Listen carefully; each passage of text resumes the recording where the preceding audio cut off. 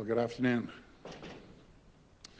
Over the last few days, I've talked about how critical the next 2 weeks will be for Ontario.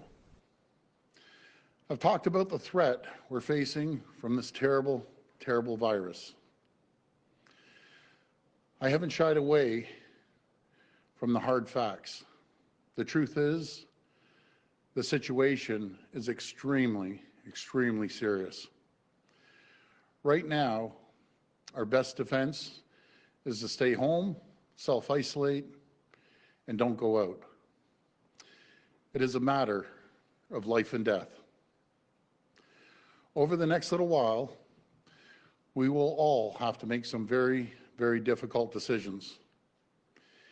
And you deserve the same information I have. You deserve to see the same data that I see when I'm making decisions. You deserve to know what I know when you're making decisions for yourself, your family, and your community. And that is why I've asked our medical experts to provide a full briefing to the public on where this could go. We'll walk through Ontario's story. Tomorrow, our top doctors will provide an update on where Ontario was, on where Ontario is, and where Ontario could be. Over the past few weeks, we've shown we will not hesitate to take every step necessary to slow the spread of COVID-19. We were the first province to close schools, the first to close non-essential workplaces, and we've asked you to stay home. We've limited gatherings to a maximum of 5 people.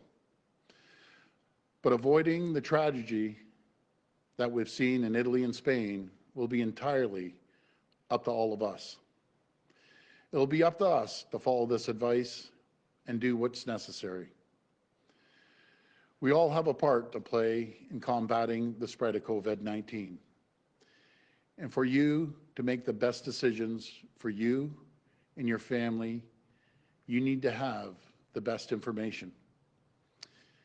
And I know many people will find this information hard to hear. A lot of what we're dealing with right now is hard on people. The new reality is hard. What we're seeing happening to our seniors in our long-term care homes, what we're seeing happening to our neighbors is hard to process. It's hard to comprehend, and it's hard to deal with. We know the sacrifices many of you have made to stay home. We know all of this is taking a toll on mental health of Ontarians. Daily routines have been broken, and the feeling of being isolated is real.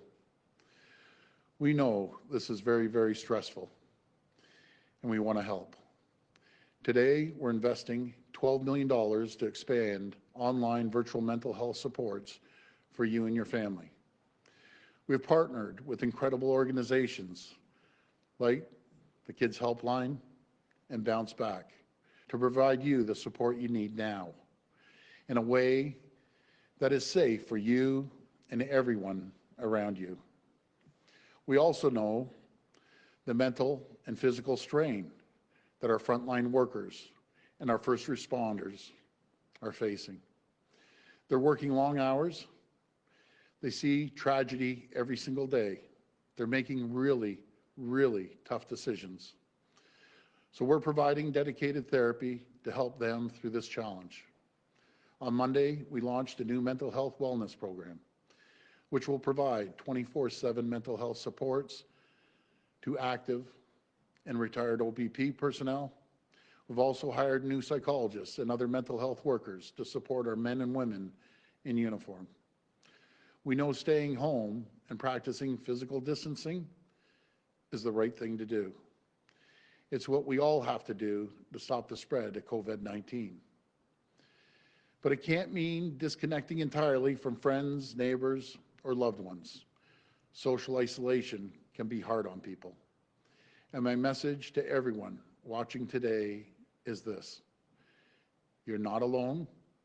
We're listening. We care. If you're struggling, please reach out. Talk to someone. If you know someone who may be struggling, talk to them. Pick up the phone. During these difficult days, we all need to stick together.